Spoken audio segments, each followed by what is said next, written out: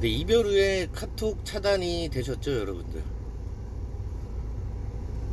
카톡 차단되면 좀 당황스럽기도 하고요.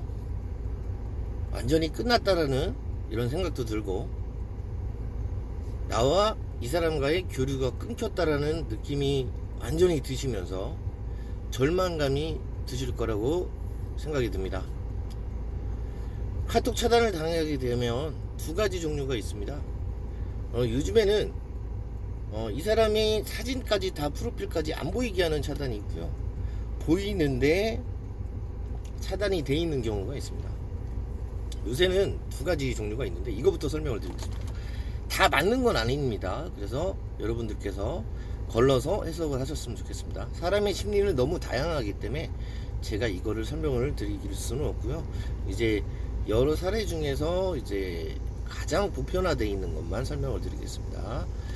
자, 첫 번째는 카톡 투살은 프로필은 보이는데 차단은 돼 있는 경우에 의도적인 프리셀렉션 효과를 보여주기 위한 플레이를 하기 위한 전략이라고 볼 수 있습니다.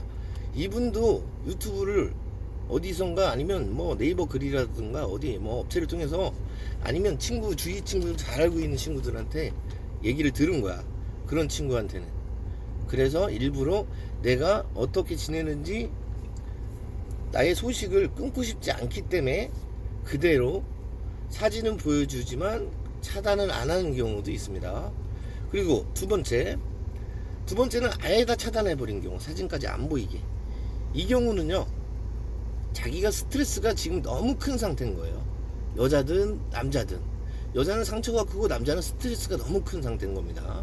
그래서 아예 차단을 해놓은 겁니다.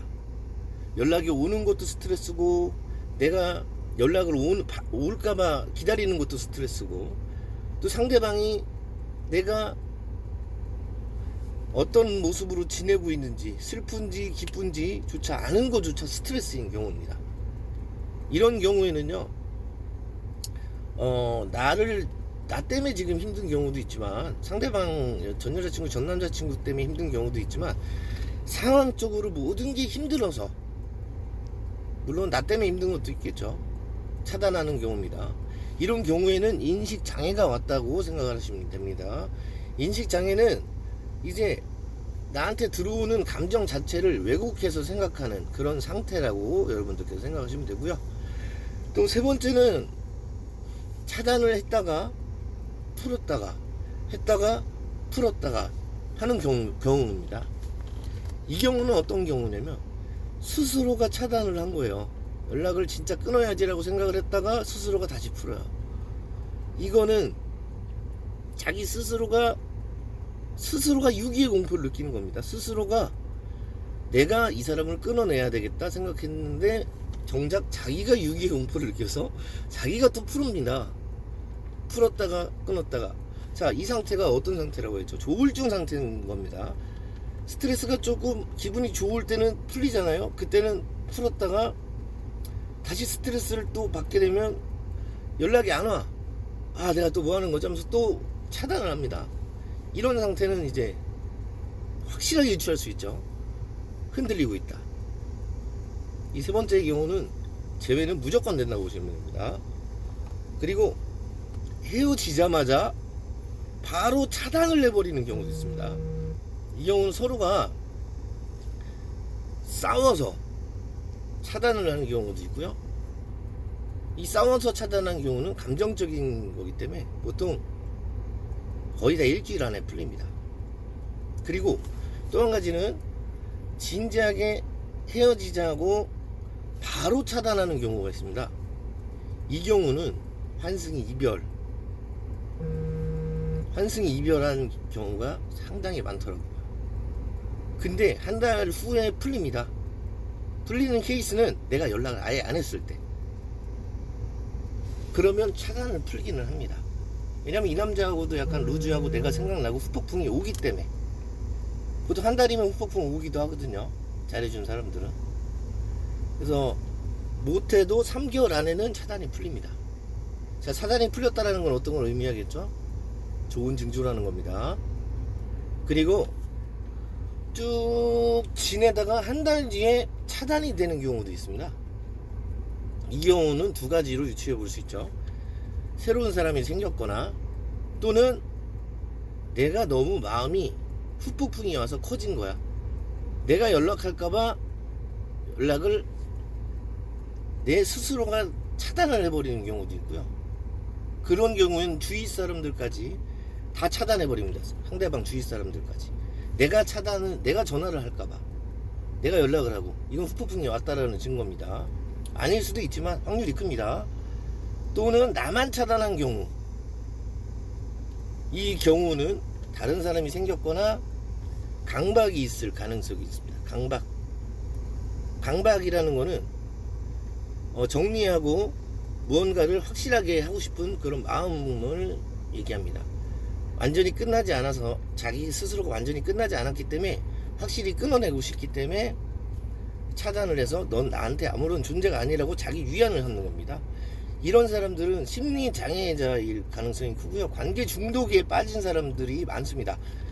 강박 단계에 있지만 이런 사람들은 중독 단계로 넘어간다는 거죠.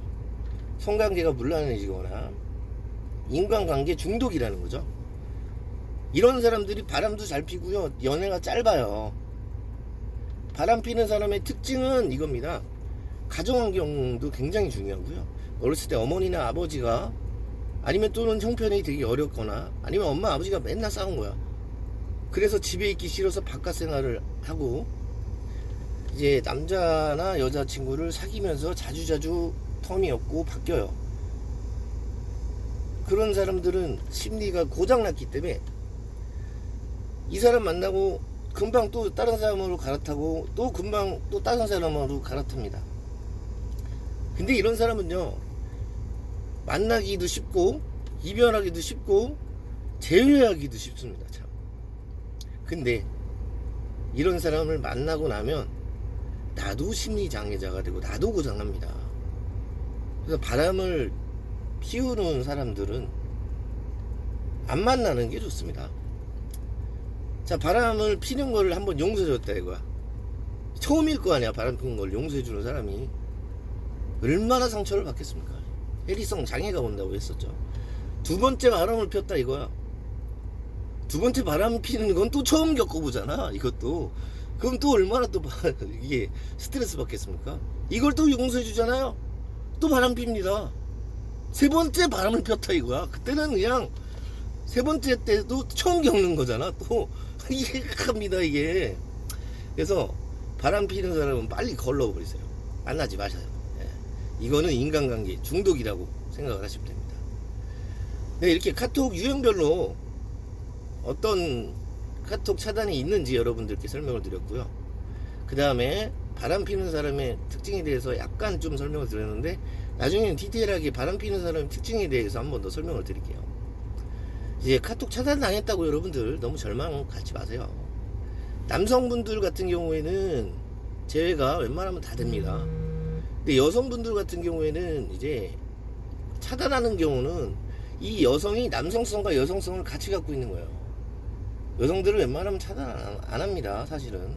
왜냐면 좋은 스트레스와 나쁜 스트레스를 다 받아들이기 때문에.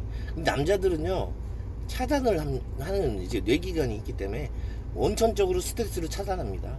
이게 남자와 여자가 다른 건데, 요새는 여자들이 남성성을 가지는 여자들이 많아요. 가치를 추구하는 여자들, 목표를 추구하는 여자들이 많아졌기 때문에, 그래서 남자와 여자가 마음에 섞여 있어요. 그래서 차단을 하는 경우도 많습니다, 여러분들. 그래서 여자들도 제외가 옛날보다는 어렵지 않다라는 거, 남자처럼 제외가 쉬워졌다라는 거. 요새는 많이 좋아졌습니다. 제외하기가 시스템이 많이 좋아졌어요. SNS도 있고 연락할 수단도 있고. 근데 여러분들의 마음의 상처가 더 크다라는 게 문제입니다, 여러분들. 자, 사랑의 징검다리 TV 별리는요, 여러분들과 함께 하고요, 여러분들 제외 진심으로 응원하고 있습니다, 여러분들. 지금 힘드신 마음, 차단 당하셔서 지금 고통스러운 거 알고 있고요. 굉장히 힘드실 거라고 생각이 듭니다, 여러분들. 차단 당했어도요, 절망하지 마세요. 기다리면 풀립니다. 아시겠죠?